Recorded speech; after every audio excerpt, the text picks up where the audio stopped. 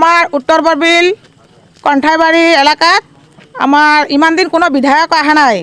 আজি আমাৰ দৰসিং ছাৰ ৰংহাং আহিছিলে। তো গতিকে আমাৰ বঙালী জাতিৰ ওপৰত এনেকুৱা এটা মানে বিহেভ কৰিছে যে আমি বোলে ইয়াৰ পৰা তালি টোপোলা বান্ধিবলৈ গুচি যাব লাগে। কিন্তু আমি বঙালী জাতিৰ কি অন্যায় কৰিছে? যদি ইয়াৰ পৰা তালি টোপোলা যদি বান্ধি যাব লাগে তেনেহ'লে আমাক চৰকাৰে কিয় ইমান আঁচনিকেইটা দিছে?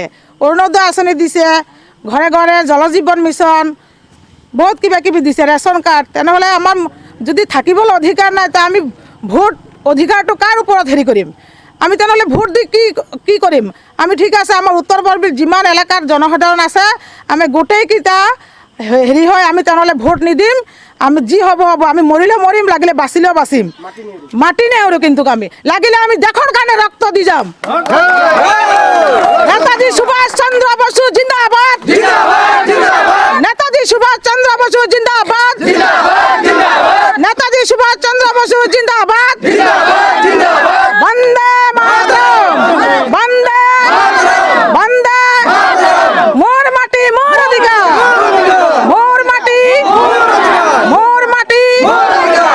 বিধায়ক মহাৰাজ আজি 3:30 বজাত আহিছিলে বোলে।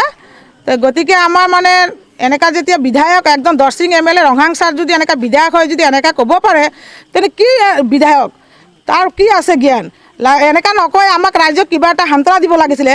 আৰু আমাৰ চিফ মিনিষ্টাৰ আহিছিলে তাৰ পাছত 21 তাৰিখে chief minister doctor Himanta Biswa Sarma ছাৰেতো কৈছে ইলেকশ্যনৰ পিছত যি হয় এইটো আলোচনা কৰিব।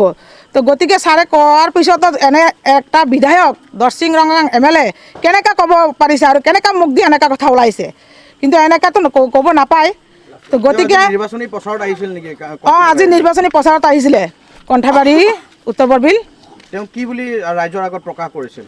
ৰাইজৰ আগত ডাইৰেক্ট কৈছে যে এনেকুৱা আমি বোলে বঙালী জাতিয়ে বোলে টালি টোপোলা বান্ধি ইয়াৰ পৰা গুচি যাব লাগে আৰু যিহঁতৰ মাটি নাই সিহঁতক মাটি দিব আৰু যিহঁতৰ মাটি আছে সিহঁতক বোলে খেদি দিব, সিহঁতক এনেকৈ কৈছে। আৰু আমাৰ কাৰ্বি আংলং অল কাৰ্বি আংলঙৰ যিমান বঙালী আছে 1,09,000 ভোটাৰ টোটেল অল কাৰ্বি আংলঙৰ পৰা বোলে এজনকৈ বঙালীকেইটাক দৰসিং ৰংহাঙে মানে খেদিব কৈছে।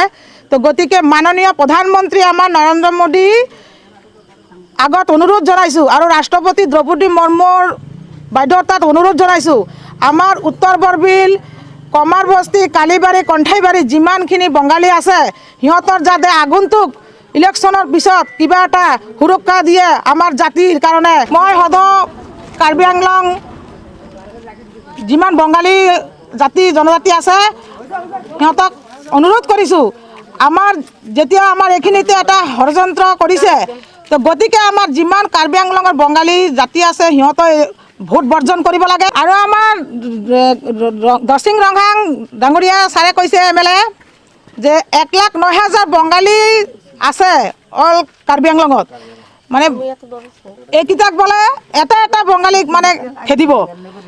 কেনেকৈ খেদিব এইটো আমি যিমান দিনলৈকে আমাৰ দেহাত তেজ আছে আমিও চাম। লাগিলে আমি ইয়াতে মৰি যাম, ইয়াতে বাচিলে ইয়াতে বাচিম, তথাপিও আমি মাটি নেৰোঁ। যদি আমাৰ মাটি এৰিব লাগে চৰকাৰে আমাক আগতে বসতি দিব লাগিব যে আমাৰ ইয়াতে বসতি দিম, তাৰপিছত আমি মাটি এৰিম, নহ'লে মই মাটি নেৰোঁ। যি হ'ব ইয়াতে হ'ব। আমাৰ ল'ৰা ছোৱালী স্কুল অসুবিধা হ'ব, আমি ক'ত যাম কি কৰিম? আমাৰ একো নাই মাটি বাৰী। আমি যেতিয়া মাননীয় প্ৰধানমন্ত্ৰী নৰেন্দ্ৰ মোদী ডক্টৰ হিমন্ত বিশ্ব শৰ্মা ছাৰক অনুৰোধ জনাইছোঁ এইটো ইলেকশ্যনৰ পিছত আপুনি অতি সোনকালে আমাক কিবা এটা সান্ত্বনা দি আমাক বসতি দিব লাগে এইটো অনুৰোধ কৰিছোঁ। আমি যেতিয়া বিজেপিটো নাছিলে আমি বাঙালী সমাজে এইটো বিজেপি আনিছিলোঁ ইয়াত। বিজেপি আনি পেলাই এতিয়া আমাৰ এনেকুৱা হাৰাশাস্তি দি আছে। বিজেপিক জিতাই পেলাই এতিয়া আমি ভীতি চাৰা হৈ আছোঁ।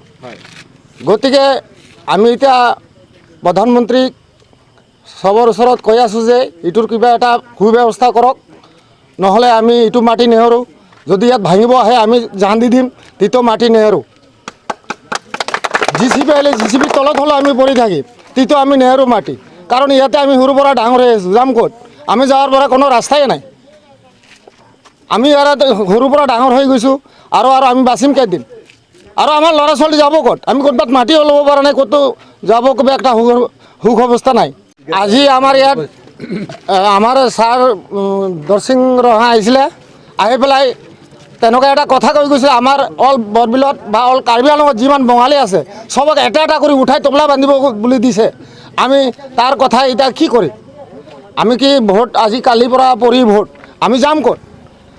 ইয়াৰ কাৰণে আমি আমাৰ নৰেন্দ্ৰ মোদী ডাঙৰীয়াৰ ওচৰত আবেদন জনাইছোঁ যে আপুনি এটা সুৰক্ষা বা এটা সুৰক্ষাৰ ব্যৱস্থা কৰক। আৰু যদি এইটোৰ যদি আমাৰ সুৰক্ষা নকৰে বা কিবা এটা সুব্যৱস্থা নকৰে আমি ভোট বৰ্জন কৰিব বাধ্য হ'ম।